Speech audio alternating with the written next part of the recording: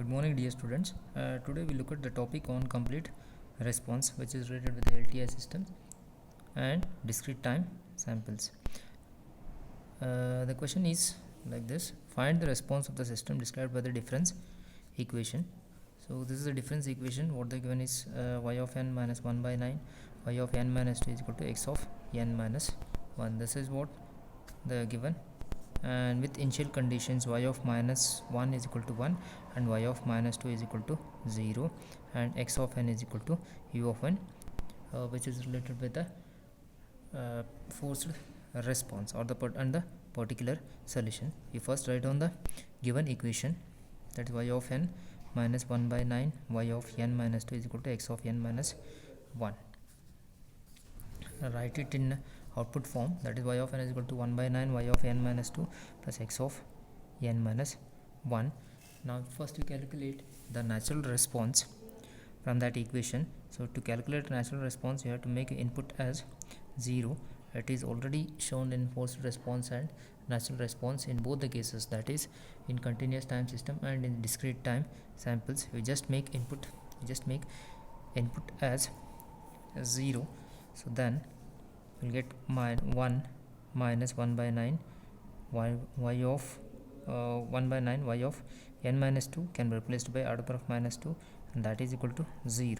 So when you calculate r is equal to plus or minus 1 by 3. This is what the roots are, and now you substitute in natural response equation, that is c1 into r to the power of n. In place of r you write plus 1 by 3.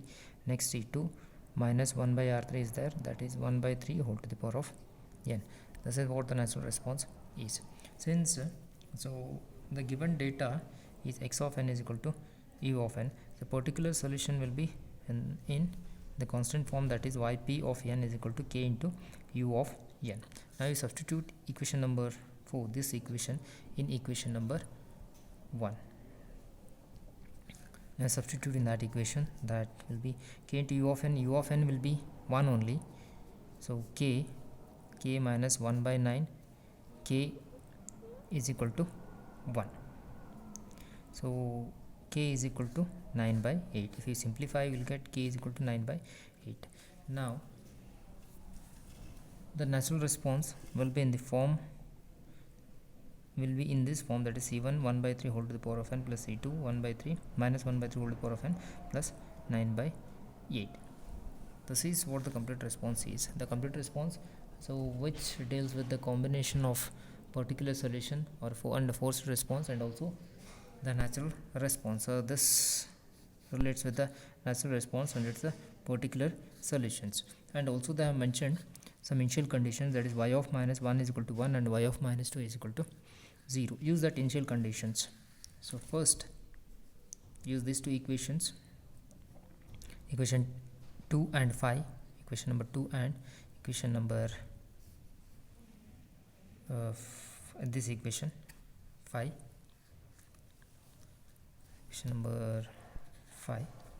Now substitute 0 in place of n, so you will get y of 0 minus is equal to 1 by 9 y of minus 2 y of minus 2. When you are going to substitute 0 in this place, so you will get y of minus 2 plus x of, so when you put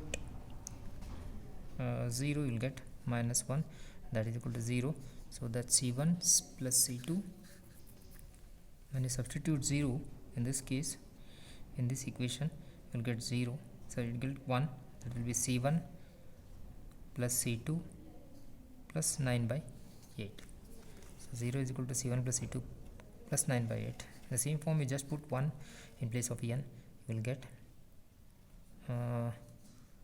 10 by 9 is equal to 1 by 3 c1 minus 1 by 3 c2 plus 9 by 8. So when you simplify or when you calculate, you will get c1 is equal to minus 7 by 2 and c2 is equal to minus 13 by 24. We just substitute in the final equation or the final response, that is nothing but a complete response or a total response. The equation will be like this, that is y of n is equal to c1, in place of c1 you just write minus 7 by 12 into 1 by 3 whole to the power of n minus 13 by 24 minus 1 by 3 whole to the power of n plus 9 by 8. This is a particular solution, and this is a forced response with the natural and the particular solutions. This is what the equation is.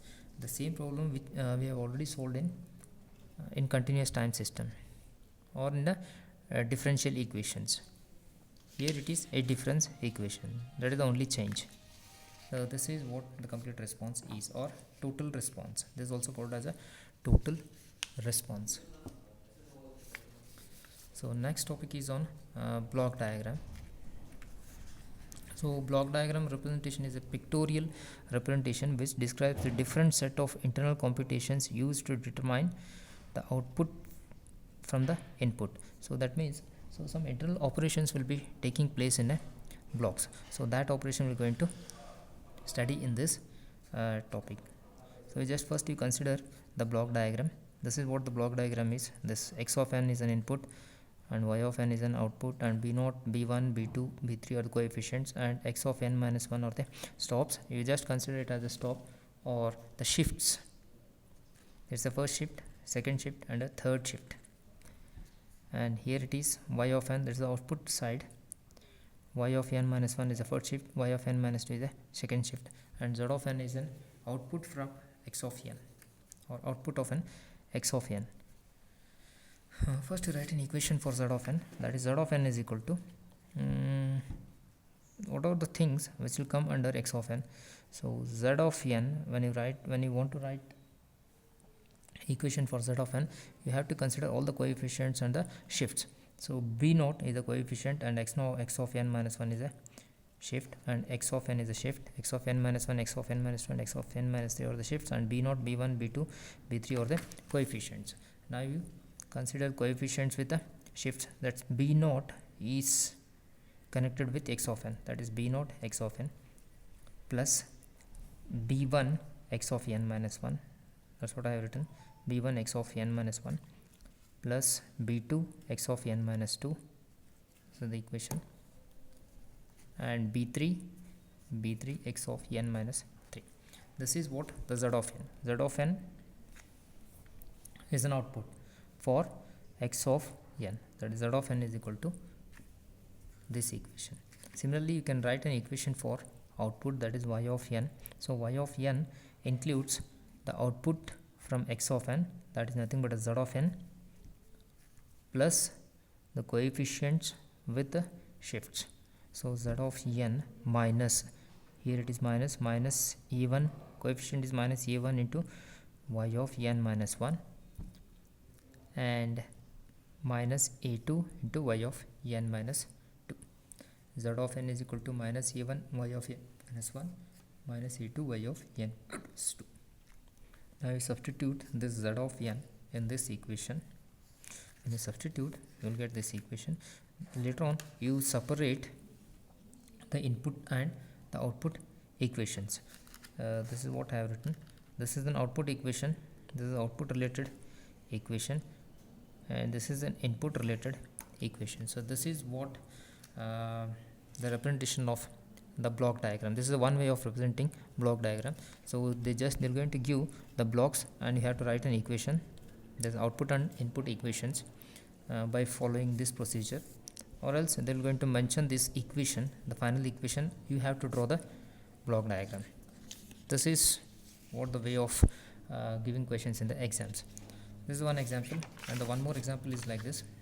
Draw the direct form 1 and direct form 2 implementation for the system described by y of n is y of n plus 1 by 4 y of n minus 1 minus 1 by 8 y of n minus 2 is equal to x of n plus x of n minus 1. This is what they have given. So we need to find the direct form 1 and direct form 2 from that equations. First you write the direct form 1. So you just consider the equations what they are given. So y of n 1 by 4 y of n minus 1, 1 by 8 y of n minus 2.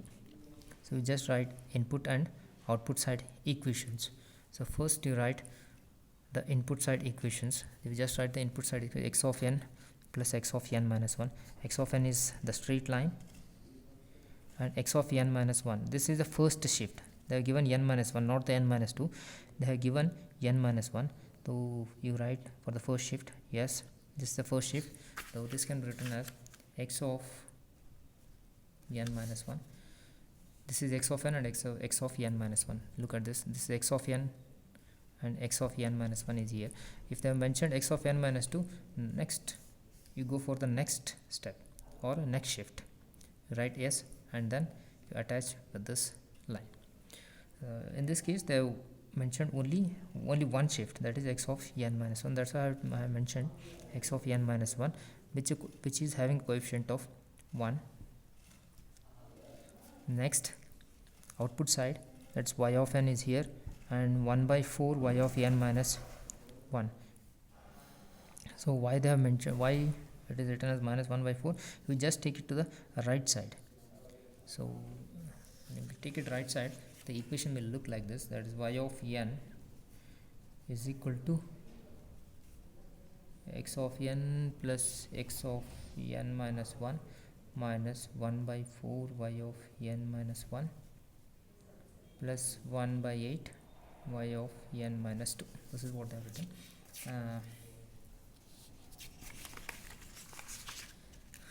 So minus 1 by 4 y of n minus 1 and plus 1 by 8 y of n minus 2. This is the first shift, which is having coefficient of minus 1 by 4, and the second shift is plus 1 by 8 y of n minus 2. This is your direct form 1. So if you want to write a direct form 2, you just flip the input and output, or write it in the reverse order, then you will get direct form 2. Look at this. This is an output side, that is y of n. This part, what I have written, this part is an output side. You just have a look at this. This is an output side. First you write the output side and club with the input side, and this part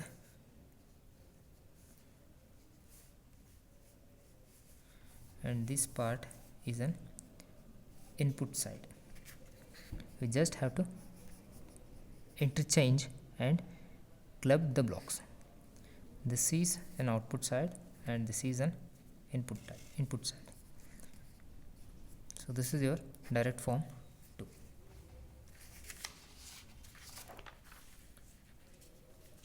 Next, one more problem is there, which is related with the block diagram. So by converting the differential equations, the earlier problem is with the difference equation. Now this problem deals with the differential equation. The question is like this: by converting the differential equation to integral equation, draw direct form 1 and direct form 2 implementation for the system.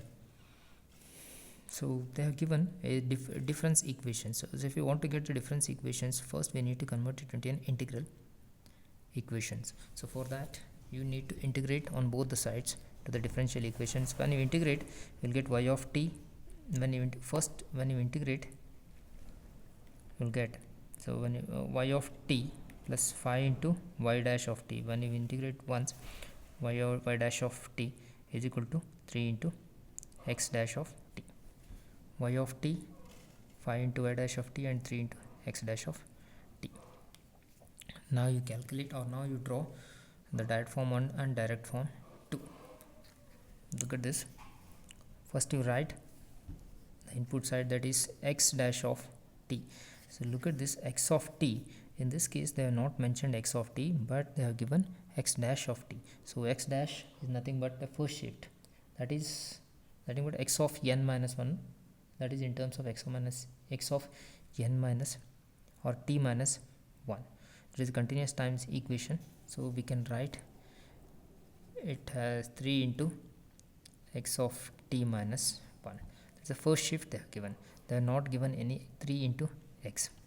So x of t integral x dash of t, and its coefficient is 3, and summation means it will going to add with the output summation, and 5 into y dash of t, same, minus 5, and we just add with the summation. This is your direct form 1. Next, Now you follow the same procedure what you followed for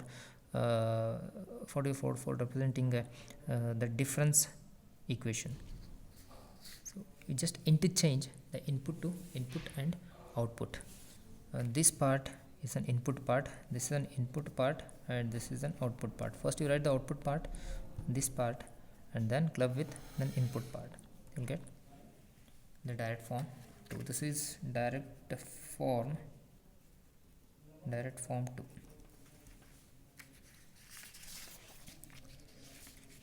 Next, some properties are there. You just remember these properties.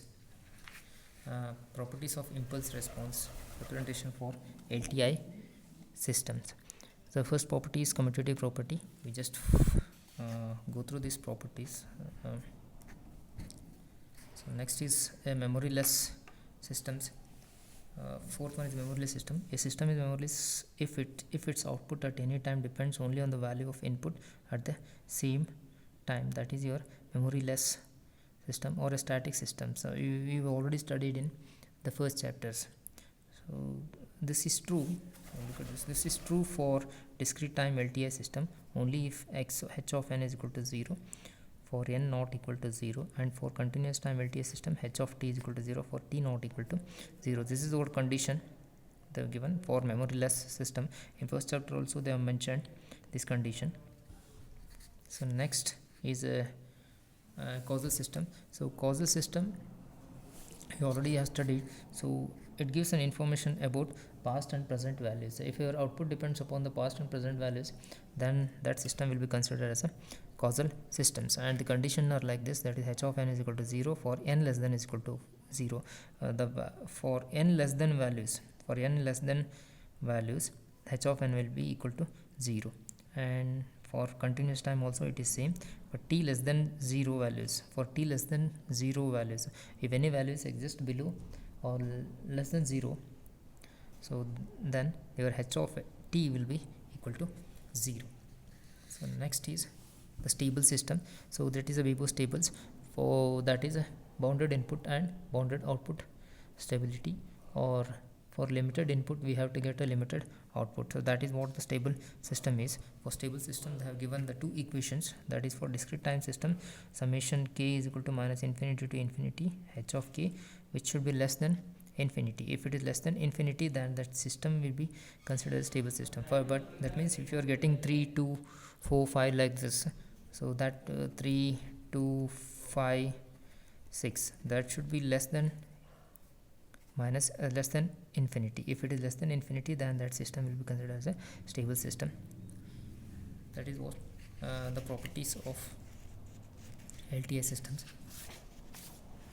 So next we will look at some problem, a small problem. That's a block diagram which is related with the properties of impulse response, that is commutative, distributive and associative property.